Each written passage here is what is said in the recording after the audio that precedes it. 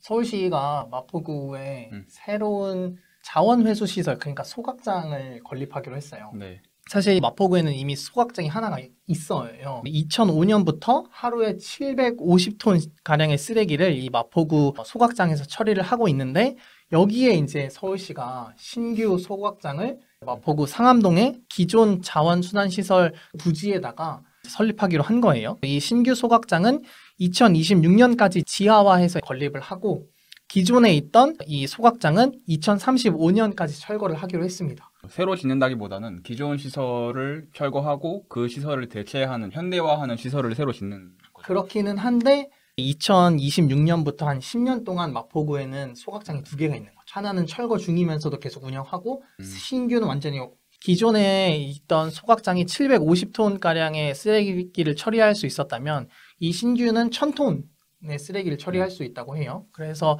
아마 2026년부터 마포구가 1750톤 가량의 쓰레기를 처리를 하게 되는데, 이를 두고 마포구 주민들이 결사 반대에 나섰습니다.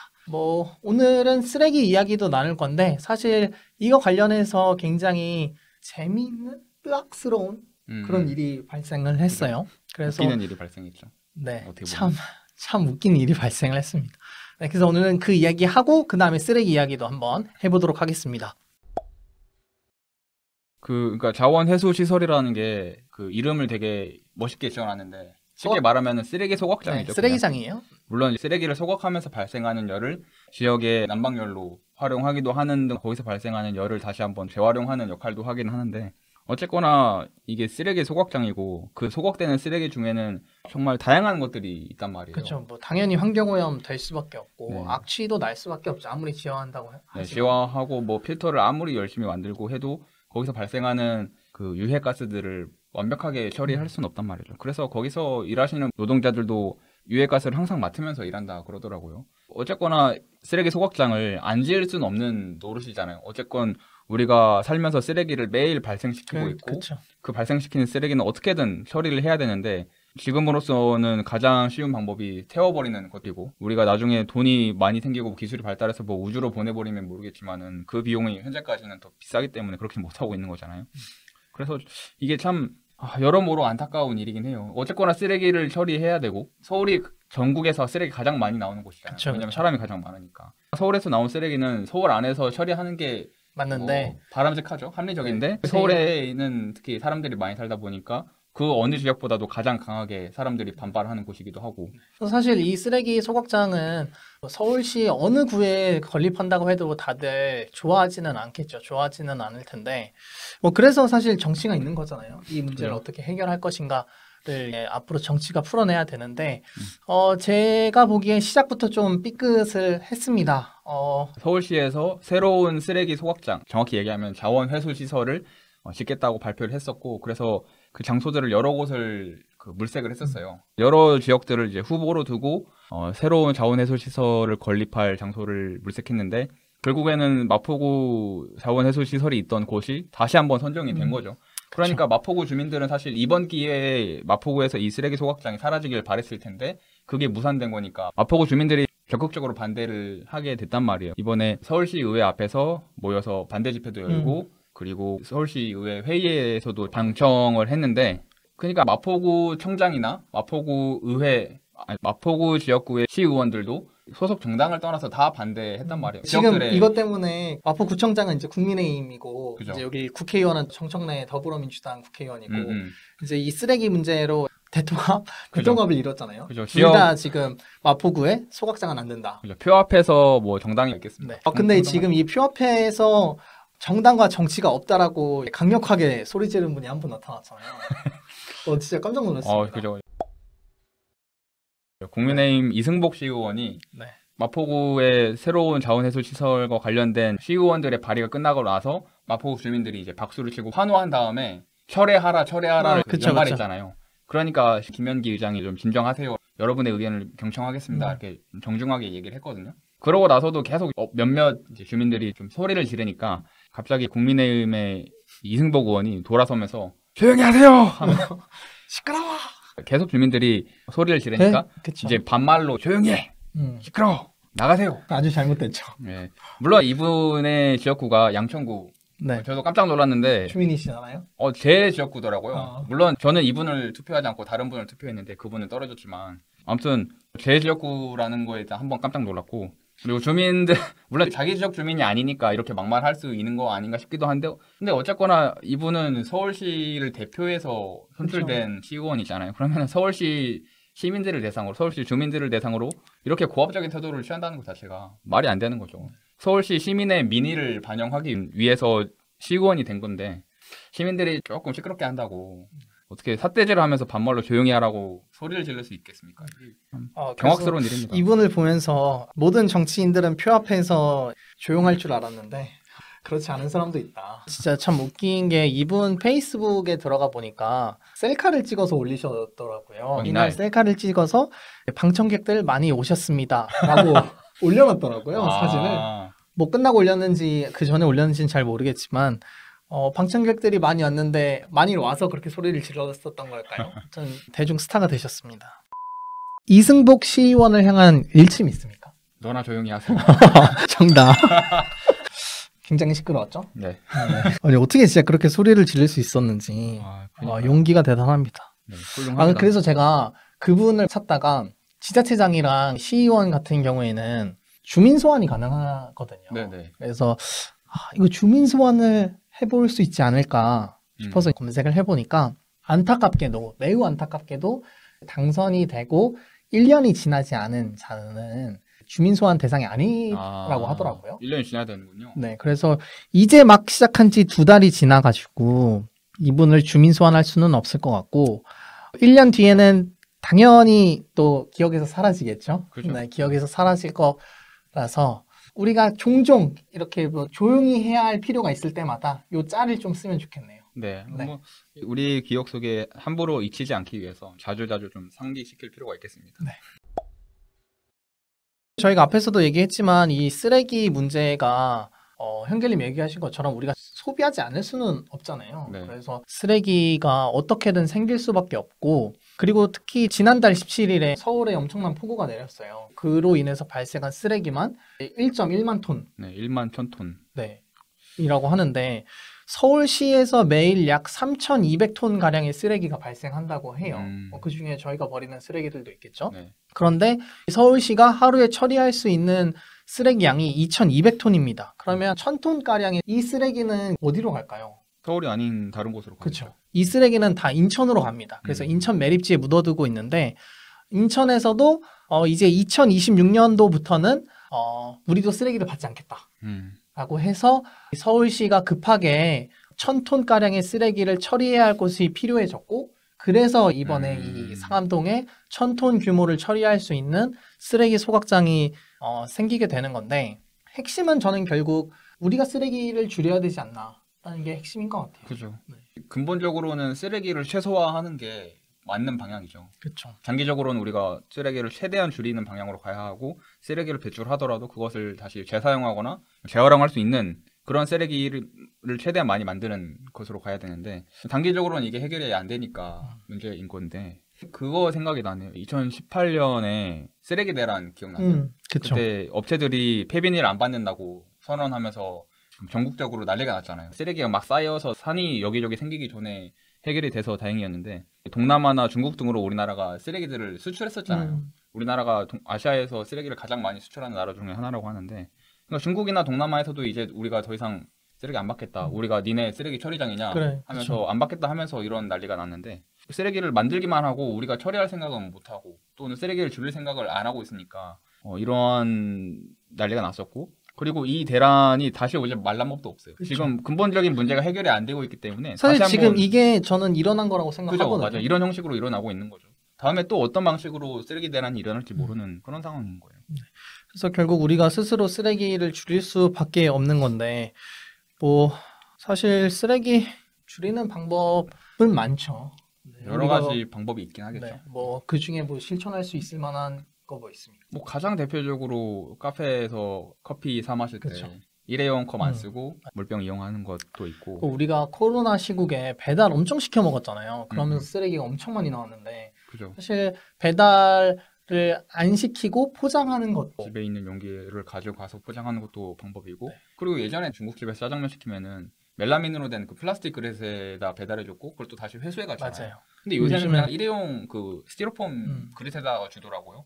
예전에는 다 다회용기에 주던 것들을 다 일회용기에다가 주니까 물론 그게 업체나 사용자 입장에서는 편하겠지만 결국에는 쓰레기를 점점 늘려가면은 이건 지속 가능하지 않은 방법이잖아요. 이런 것들도 우리가 반성해야 하는 부분이죠. 그래서 뭐 우리 스스로도 쓰레기를 줄일 필요가 있을 것 같아요. 이거. 한국인이 1인당 플라스틱 배출량이 세계 3위라고 하더라고요. 이게 작년 통계인데 아. 중국이나 일본보다도 훨씬 많이 배출하는 량이라고 합니다. 일본보다도 2배 넘게 배출하는 수준인데 우리나라 또 국토 면적도 다른 나라들에 비해서 작은데 쓰레기 묻을 곳도 점점 줄어들고 있잖아요. 이미 너무 많은 쓰레기를 묻어서. 그러면 결국에는 쓰레기를 수출하거나 쓰레기를 최소화하는 방법밖에 없는데 쓰레기 수출할 수 있는 나라들도 점점 줄어들고 있고 결국에는 쓰레기를 줄일 수 있는 방향으로 가야 한다. 폐비닐 수거 거부 사태와 같은 그런 대란들이 그리고 이런 논란들이 앞으로도 계속 생길 수밖에 없는 게 쓰레기를 재활용할 수 있거나 또는 쓰레기를 최소화할 수 있는 이런 제품들이 점점점 늘어나야 되는데 물론 조금씩 늘어나고 있긴 하지만 그 속도가 전 너무 느리다고 생각하거든요. 근본적인 문제는 법적으로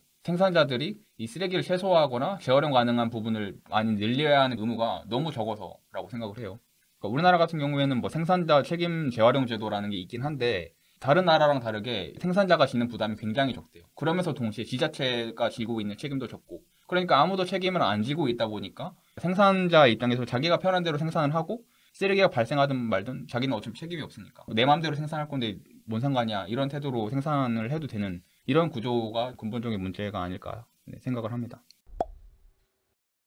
집에서 생활 쓰레기를 좀 줄여야 되는 거 아니냐 이런 이야기도 했는데 사실 매립지에서 가장 큰 부분을 차지하고 있는 건 건설 폐기물이라고 해요. 환경부의 발표에 따르면 건설 폐기물 가운데 다행히 98.9%가 전부 재활용이 된다고 합니다. 콘크리트 같은 거 갈아서 다시 재활용하고 다 재활용이 되는데 나머지 1.1% 있잖아요. 네.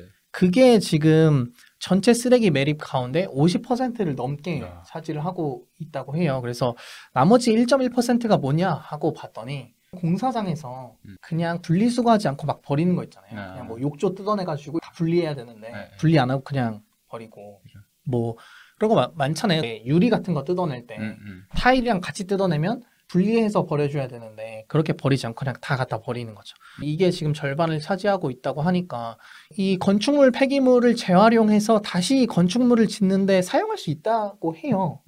근데 사람들이 인식하기에 그래도 재활용된 걸로 구조물을 짓는다라고 하면 왠지 안전하지 않지 않을까라는 생각 때문에 재활용되는 그런 구조물로 다시 건물을 짓는 않고 있는 점도 있다고 합니다. 그러니까 이런 것들이 결국에는 법이 해야 하는 일이라고 생각해요. 법과 정부가 해야 되는 일인데 건설 현장에서 쓰레기가 발생하는 현장에서도 이런 것들이 좀 철저하게 분리 배출되도록 관리 감독하거나 또는 건설사의 의무를 좀 부과하거나 그리고 법적으로도 건설 과정에서 재활용되는 자재들을 이용할 수 있도록 강제한다거나 이런 것들이 이루어져야 하는 부분이죠. 자율적으로 이러한 이제 선순환이 발생하기는 어려운 구조니까. 뭐 우리나라에서 이렇게 건축물 폐기물이 쓰레기 가운데서 엄청나게 많은 양을 차지하고 있는데 우리나라 사람들이 굉장히 좋아하는 게 또 재건축 재개발이지 않습니까? 그렇죠. 네, 그래서 재건축 재개발하면 뭐 땅값 오르고 집값 오르고 좋기는 하지만 결국 재건축 재개발이 또 다른 건축 폐기물을 양산하고 그 쓰레기들은 다시 매립지에 가서 꽉꽉 채워지고 또 우리는 쓰레기를 버릴 곳을 찾아서 누군가의 집 앞에 두드리겠죠. 여기다가 쓰레기 버려도 되냐고. 저는 사실 서울에 살면서 좀 미안한 감정을 가지고 살아야 되지 않을까라는 생각을 가끔씩 하는데 지금 인천에서 서울시 쓰레기를 받고 있잖아요. 네. 서울에서 쓸 전기를 위해서 밀양에 송전탑을 짓잖아요. 물론 뭐 서울에 사람이 많이 사니까 당연히 그럴 수밖에 없겠지만 그래서 제 예전에 이런 생각도 해본 적이 있어요. 당연히 우리가 뭐 서울시장 출마하면 당선은 안 되겠지만 어차피 당선 안 될 거 우리 공약을 좀 환경 공약을 원자력 발전소 서울에 짓기. 안 그래도 저도 그 생각했어요. 화력 발전소 서울에 짓기, 매립지 서울에 짓기. 왜냐면 다 서울 사람들을 위해서 사용하는 것들인데 서울은 이제 더 이상 묻을 데가 없고 뭐 서울에는 사람이 많으니까 다 다른 데다가 짓잖아요. 사실 그 지역에 있는 사람들은 우리가 쓰지도 않는 건데 왜 우리가 이런 피해를 봐야 되냐라고 분노를 하고 있고 이런 거 공약하면 서울 시민들이 굉장히 싫어하겠죠. 그죠. 근데 화제는 되겠죠. 네. 싫어하지만 사실 이렇게 해야 되는 게 맞죠. 그러니까 이 공약의 핵심은 그거죠. 이게 싫으면 우리가 에너지를 덜 쓰고 쓰레기를 덜 소비해야 되지 않냐라는 메시지를 주기 위해서 한 번쯤은 우리가 이런 또라이짓 같은 공약을 해봐도 괜찮지 않을까라는 생각을 해본 적도 있습니다. 그러니까 요새 소형 원자로라고 SMR이라고 네. 되게 연구되고 있잖아요. 뭐 그런 거 여의도에 주면 어떻겠냐. 그러고 공약 1번으로 당선이 되면 공약 파기를 1번으로 두면 어때요? 어차피 다 파기하니까요. 괜찮은데? 그 쓰레기 소각장 같은 경우에는 대표적인 님비 시설이잖아요. 오늘 님비 관련한 이야기도 준비해 오셨던데. 네. 그러니까 우리가 다룬 이 문제의 원인을 크게 두 가지로 보면은 쓰레기의 문제, 쓰레기를 우리가 너무 많이 생산한다는 문제가 있고 또 한편으로는 님비 현상이라는 문제도 있잖아요. 그러니까 쓰레기를 줄여야 한다는 문제도 있고 우리가 발생시킨 쓰레기를 우리가 처리해야 되는데 그런 것들을 아무도 하지 않으려고 하는 이런 문제이기 때문에 근본적으로는 이 두 가지 축으로 접근해야 한다고 생각하는데 그러니까 이런 님비 현상들은 사실 우리가 일상적으로 되게 많이 경험을 하고 있다고 생각해요. 많죠. 그렇죠. 대표적으로 뭐 요양원, 뭐 요양봉원 들어온다고 하면은 아파트에다가 10천만 원 현수막 결사반대 이런 현수막 붙여놓잖아요. 그리고 요새는 청년주택 가지고도 반대를 되게 많이 하는데 제가 사는 바로 건너편에 지금 청년주택이 들어와 있거든요. 근데 그거 건설되기 전에 집 주변에 현수막이 엄청 많이 붙어 있었어요. 청년주택 짓는다고 박원순 시장 각성하라 이런 현수막 되게 많이 붙어 있는데 그리고 목동에다가도 청년주택을 짓는다고 했는데 목동은 주민들의 힘이 워낙 세잖아요. 그래서 목동에 짓기로 예정된 청년주택은 결국엔 취소돼 버렸어요. 그래서 거기도 뭐 주차장 짓는다고 하는데 뭐 그냥 그런 것들을 보니까 참 난 어디 가서 살지? 아니 그러니까 너무 웃긴 게 뭐 청년주택 같은 경우에는 더더욱 전 이해가 안 되는 게 청년주택을 반대하는 이유가 집값이 떨어져서요. 물론 뭐 표면적으로는 다른 이유를 대죠. 뭐 인프라가 악화되고 사람들이 몰리고 뭐 교통난이 발생하고 뭐 그런 얘기를 하는데 그러니까 근본적인 그 기저 심리에는 집값이 떨어진다는 우려가 있는 거거든요. 좀 그게 제일 이해가 안 돼요. 실질적으로 청년주택이 들어와서 집값이 떨어진 사례도 없고 그렇죠. 오히려 청년들이 많이 몰림으로써 그 지역에 생기가 돌기도 하고 소비가 활성화되고 그러거든요. 근데 이해가 안 되는 거죠. 청년주택에 왜 누가 들어오냐? 저소득 청년들이 들어오니까. 저소득 청년들이 들어오면 물이 흐려진다. 뭐 이딴 논리인 거예요. 그렇죠. 저도 그게 제일 이해가 안 됐어요. 청년들이 들어오면은 그때 뭐라고 표현하더라? 아이들 교육에 좋지 않다라는 얘기가 막 되게 많았었는데 잘 모르겠어요. 왜 아이들 교육에 좋지 않은지는 잘 모르겠는데 사실 뭐 쓰레기도 그렇고 청년주택도 그렇고 뭐 요양원도 그렇고 굉장히 필요한 시설들이잖아요. 네. 소각장 어딘가에 있어야 되고 요양원도 있어야 되고 청년주택도 당연히 있어야 되죠.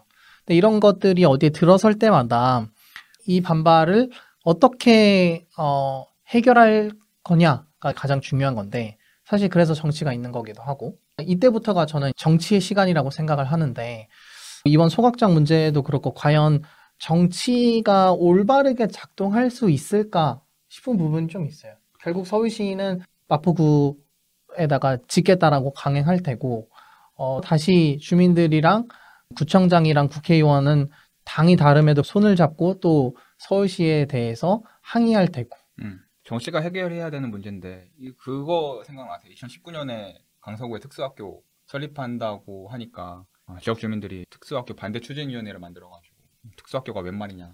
당시 강서구 국회의원이었던 김석태 의원이 반발하는 그 주민들을 대변하고 그리고 그 특수학교에 자녀를 보내고 싶어하는 학부모들은 무릎을 꿇고 호소하고 진짜 안타까운 사태가 발생하기도 했잖아요. 그게 1년 동안 지질이 끌다가 결국에는 합의가 돼서 특수학교가 건립되기로 하긴 했는데 그러니까 이게 참 이런 거 볼 때마다 요양원이나 청년주택이나 특수학교나 이런 결국에는 다 약자들을 위한 시설이잖아요. 노인들을 위한 시설, 청년들을 위한 시설, 그리고 장애인들을 위한 시설 이런 것들이 약자를 위한 시설이 혐오 시설로 받아들여지고 있는 이런 풍조가 물론 그렇게 생각하는 사람들이 전부는 아니고 일부이긴 하지만 그 사람들이 굉장히 강하게 주장하고 극단적인 발언들을 많이 하잖아요. 그러다 보니까 굉장히 부각되는 측면이 있는데 전 이걸 볼 때마다 이런 생각이 들어요. 혐오에 대해서는 우리가 타협하지 말아야 하지 않을까? 물론 그 방법을 어떻게 마련할 것인가가 고민이 되는 지점이긴 한데 약자를 위한 시설을 두고 그 시설이 들어서면 집값이 떨어진다는 이유로 반대하고 혐오 발언들을 쏟아내는 그런 지역 주민들을 보면서 정 떨어질 때가 많거든요. 이러한 것들을 해결하는 게 결국에는 정치 그리고 정치인이 해야 하는 역할인데 우리나라 정치인들은 오히려 혐오를 이용하려고 하고 혐오 세력에 편승하려고 하는 경향이 있어서 많이 안타깝습니다. 네. 그래서 오늘 소각장 이야기, 그 다음에 기상천외했던 이승복 시의원의 포함, 그리고 민비현상, 그리고 정치의 역할들에 대해서 이야기를 좀 나눠봤는데요. 오늘은 여기까지 이야기하면 되겠죠. 네. 앞으로 마포구에 소각장이 들어서는 거를 놓고 이제 서울시가 설득 작업에 들어간다라고 했는데 두고 봐야 될 것 같아요. 어떻게 설득하는지, 그 다음에 주민들이랑 국회의원, 지자체장은 또 어떻게 대응하는지, 그리고 근본적으로는 쓰레기를 줄이는 쪽으로 우리가 고민을 해야 되지 않나, 이런 것까지도 이야기 드리면서 오늘 방송은 마치도록 하겠습니다. 수고하셨습니다. 수고하셨습니다.